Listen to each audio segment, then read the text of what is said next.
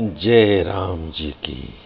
श्री वाल्मीकि रामायण सुंदरकांड 47वां सर्ग। रावण पुत्र अक्षय कुमार का पराक्रम और उसका वध।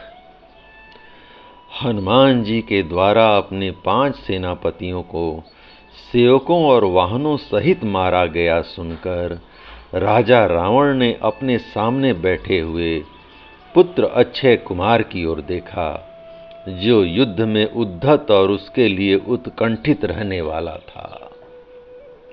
पिता के दृष्टिपात मात्र से ही प्रेरित हो वह प्रतापी वीर युद्ध के लिए उत्साहपूर्वक उठा। उसका धनुष स्वर्ण जटित होने के कारण विचित्र शोभा धारण करता था। जैसे श्रेष्ठ ब्राह्मणों द्वारा यज्ञशाला में हविष्य की आहुति देने पर अग्नि देव प्रज्वलित हो उठते हैं, उसी प्रकार वह भी सभा में उठकर खड़ा हो गया।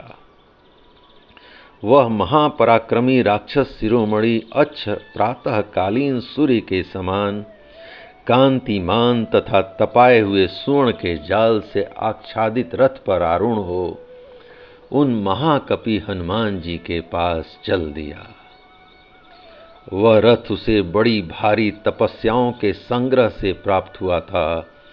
उसमें तपे हुए जम्बू नद स्वर्ण की जाली जड़ी हुई थी।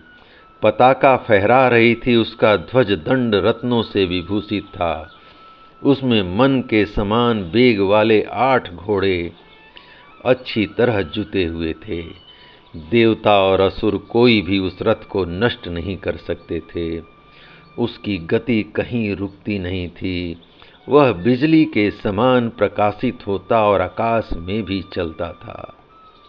उस रथ को सब सामग्रियों से सुसज्जित किया गया था। उसमें तरकस रखे गए थे। 8 तलवारों के बंधे रहने से वह और भी सुंदर दिखाई देता था। उसमें यथास्थान शक्ति और तोमर आदि अस्त्र शस्त्र क्रम से रखे गए थे। चंद्रमा और सूर्य के समान दीप्तिमान तथा सोने की रस्सी से युक्त युद्ध के समस्त उपकरणों से सुशोभित उस सूर्य तुल्य तेजस्वी रथ पर बैठकर देवताओं के तुल्य पराक्रमी अक्षय कुमार राजमहल से बाहर निकला। घोड़े, हाथी और बड़े बड़े रथों की भयंकर आवाज से पर्वतों सहित पृथ्वी तथा आकाश को गूंजाता हुआ वह बड़ी भारी सेना साथ में लेकर वाटिका के द्वार पर बैठे हुए शक्तिशाली वीर बानर हनुमान जी के पास जा पहुंचा। सिंह के समान भयंकर नेत्र वाले अक्ष ने वहां पहुंचकर लोक संहार के समय प्रज्वलित हुई प्रलय अग्नि के समान स्थित और विस्मय एवं संभ्रम में पड़े हुए हनुमान जी को अत्यंत गर्व भरी दृष्टि से देखा। उन महात्मा कपिश्रेष्ठ के वेग तथा शत्रुओं के प्रति उनके पराक्रम का और अपने बल का भी विचार करके वह महाबली रावण कुमार प्रलय काल के सूर्य की भांति बढ़ने लगा।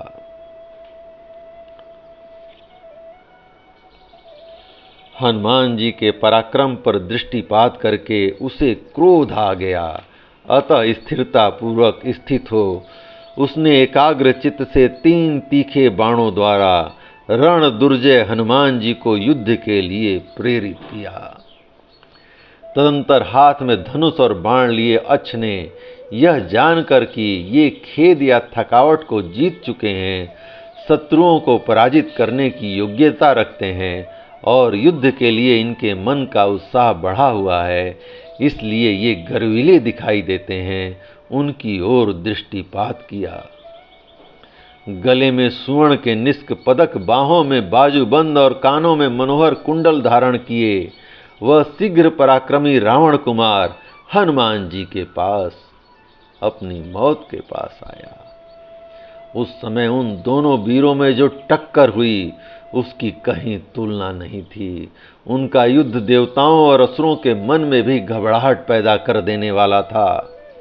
कपिश्रेष्ठ हनुमान और अक्ष कुमार का वह संग्राम भूतल के सारे प्राणी देखकर चीख उठे। सूर्य का ताप कम हो गया, वायु की गति रुक गई, पर्वत हिलने लगे, आकाश में भयंकर शब्द होने लगा और समुद्र में तूफान आ गया।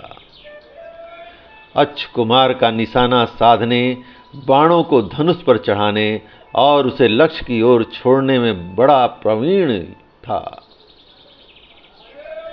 उस वीर ने विषधर सर्पों के समान भयंकर स्वर्णमय पंखों से युक्त सुंदर अग्रभाग वाले तथा पत्र युक्त 3 बाण हनुमान जी के मस्तक में मारे। उन तीनों की चोट हनुमान जी के माथे में एक साथ ही लगी, इससे खून की धारा गिरने लगी और वे उस रक्त से नहा उठे और उनकी आंखें घूमने लगी। उस समय बाण रूपी किरणों से युक्त हो वे तुरंत के उगे हुए आंसुमाली सूर्य के समान शोभा पाने लगे। तदंतर वानर राज के श्रेष्ठ मंत्री हनुमान जी राक्षस राज रावण के राजकुमार अक्ष को अति उत्तम विचित्र आयुध एवं अद्भुत धनुष धारण किए देख हर्ष और उत्साह से भर गए और युद्ध के लिए उत्कंठित हो अपने शरीर को बढ़ाने लगे। हनुमान जी का क्रोध बहुत बढ़ा हुआ था। वे बल और पराक्रम से संपन्न थे, अतः मंद्राचल के शिखर पर प्रकाशित होने वाले सूर्य देव के समान वे अपनी नेत्राग्नि किरणों से उस समय सेना और सवारियों सहित राजकुमार अक्ष को दग्ध सा करने लगे। तब जैसे बादल श्रेष्ठ पर्वत पर जल बरसाता है, उसी प्रकार युद्ध स्थल में अपने सरासन रूपी इंद्रधनुष से युक्त वह राक्षस रूपी मेघ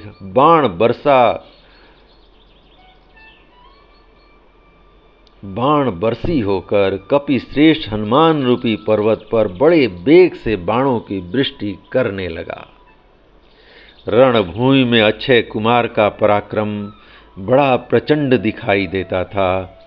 उसके तेज, बल, पराक्रम और बाण सभी बढ़े चढ़े थे। युद्ध स्थल में उसकी ओर दृष्टिपात करके हनुमान जी ने हर्ष और उत्साह में भरकर मेघ के समान भयंकर गर्जना की। सम्रांगण में बल के घमंड में भरे हुए अक्ष कुमार की उनकी गर्जना सुनकर बड़ा क्रोध हुआ। उसकी आंखें रक्त के समान लाल हो गईं। वह अपने बालोचित अज्ञान के कारण अनुपम पराक्रमी हनुमान जी का सामना करने के लिए आगे बढ़ा। ठीक उसी तरह जैसे कोई हाथी तिनकों से ढके हुए विशाल कूप की ओर अग्रसर होता है। उसके बलपूर्वक चलाए हुए बाणों से विद्ध होकर हनुमान जी ने तुरंत ही उत्साहपूर्वक आकाश को विदीर्ण करते हुए मेघ के समान गंभीर स्वर से भीषण गर्जना की। उस समय दोनों भुजाओं और जांघों को चलाने के कारण वे बड़े भयंकर दिखाई देते थे। उन्हें आकाश में उछलते देख रथियों में श्रेष्ठ और रथ पर चढ़े हुए उस बलवान प्रतापी एवं राक्षस शिरोमणि वीर ने बाणों की वर्षा करते हुए उनका पीछा किया। उस समय वह ऐसा जान पड़ता था मानो कोई मेघ किसी पर्वत पर ओले और पत्थरों की वर्षा कर रहा हो। उस युद्ध स्थल में मन के समान वेग वाले वीर हनुमान जी भयंकर पराक्रम प्रकट करने लगे। वे अक्ष कुमार के उन बाणों को व्यर्थ करते हुए वायु के पथ पर विचरते और 2 बाणों के बीच से हवा की भांति निकल जाते थे। अक्ष कुमार हाथ में धनुष लिए युद्ध के लिए उन्मुख हो नाना प्रकार के उत्तम बाणों द्वारा आकाश को आच्छादित किए देता था। पवन कुमार हनुमान ने उस बड़े आदर को दृष्टि से देखा और मन ही मन सोचने लगे। इतने में ही महामना वीर अक्ष कुमार ने अपने बाणों द्वारा कपि श्रेष्ठ हनुमान जी की दोनों भुजाओं के मध्य भाग छाती में गहरा आघात किया। वे महाबाहु बानर वीर समयोचित कर्तव्य विशेष को ठीक ठीक जानते थे, अतः वे रण क्षेत्र में उस चोट को सहकर सिंहनाद करते हुए उसके पराक्रम के विषय में विचार करने लगे। यह महाबली अच्छ कुमार बाल सूर्य के समान तेजस्वी है और बालक होकर भी बड़ों के समान महान कर्म कर रहा है। युद्ध संबंधी समस्त कर्मों में कुशल होने के कारण अद्भुत शोभा पाने वाले इस वीर को यहाँ मार डालने की मेरी इच्छा नहीं हो रही है। यह महामनस्वी राक्षस कुमार बल पराक्रम की दृष्टि से महान है, युद्ध में सावधान एवं एकाग्र चित्त है तथा शत्रु के वेग को सहन करने में अत्यंत समर्थ है। अपने कर्म और गुणों की उत्कृष्टता के कारण वह नागों, यक्षों और मुनियों के द्वारा भी प्रशंसित हुआ होगा, इसमें संशय नहीं है। पराक्रम और उत्साह से उसका मन बढ़ा हुआ है। वह यह युद्ध के मुहाने पर मेरे सामने खड़ा हो मुझे ही देख रहा है। शीघ्रता पूर्वक युद्ध करने वाले इस वीर का पराक्रम देवताओं और असुरों के हृदय को भी कंपित कर सकता है, किंतु यदि इसकी उपेक्षा की गई तो यह मुझे परास्त किए बिना नहीं रहेगा, क्योंकि संग्राम में इसका पराक्रम बढ़ता जा रहा है। अतः अब इसे मार डालना ही मुझे अच्छा जान पड़ता है। बढ़ती हुई आग की उपेक्षा करना कदापि उचित नहीं है। इस प्रकार शत्रु के वेग का विचार कर उसके प्रतिकार के लिए अपने कर्तव्य का निश्चय करके महान बल और पराक्रम से संपन्न हनुमान जी ने उस समय अपना वेग बढ़ाया और उस शत्रु को मार डालने का विचार किया।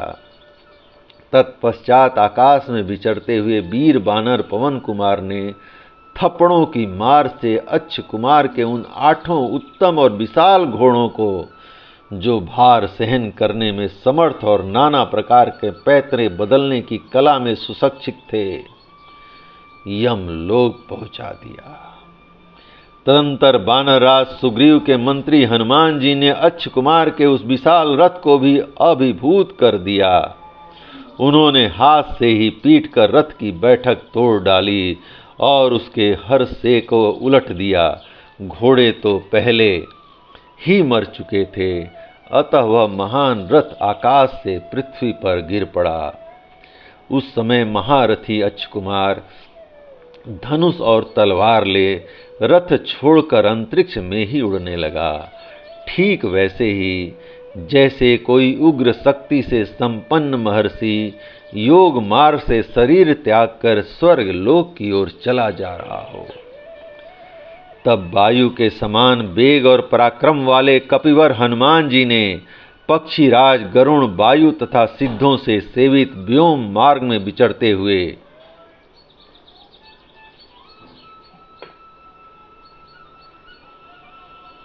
उस राक्षस के पास पहुंचकर उसके दोनों पैर दृढ़ता पूर्वक पकड़ लिए। फिर तो अपने पिता वायु देवता के तुल्य पराक्रमी बानर शिरोमणि हनुमान ने जिस प्रकार गरुण बड़े बड़े सर्पों को घुमाते हैं, उसी तरह उसे हजारों बार घुमाकर बड़े वेग से युद्ध भूमि में पटक दिया। नीचे गिरते ही उसकी भुजा, जांग, कमर और छाती के टुकड़े टुकड़े हो गए। खून की धारा बहने लगी, शरीर की हड्डियां चूर चूर हो गईं, आंखें बाहर निकल आईं, अस्थियों के जोड़ टूट गए और नस नाड़ियों के बंधन शिथिल हो गए। इस तरह वह राक्षस पवन कुमार हनुमान जी के हाथों मारा गया। अच्छ कुमार को पृथ्वी पर पटक कर महाकपि हनुमान जी ने राक्षस राज रावण के हृदय में बहुत बड़ा भय उत्पन्न कर दिया। उसके मारे जाने पर नक्षत्र मंडल में विचरने वाले महर्षियों, यक्षों, नागों, भूतों तथा इंद्र सहित देवताओं ने वहां एकत्र होकर बड़े विस्मय के साथ हनुमान जी का दर्शन किया। युद्ध में इंद्रपुत्र जयंत के समान पराक्रमी और लाल लाल आंखों वाले अक्षय कुमार का काम तमाम करके वीरवर हनुमान जी प्रजा के संहार के लिए उद्यत हुए। काल की भांति पुनः युद्ध की प्रतीक्षा करते हुए वाटिका के उसी द्वार पर जा पहुँचे। जय राम जी की, जय हनुमान जी की।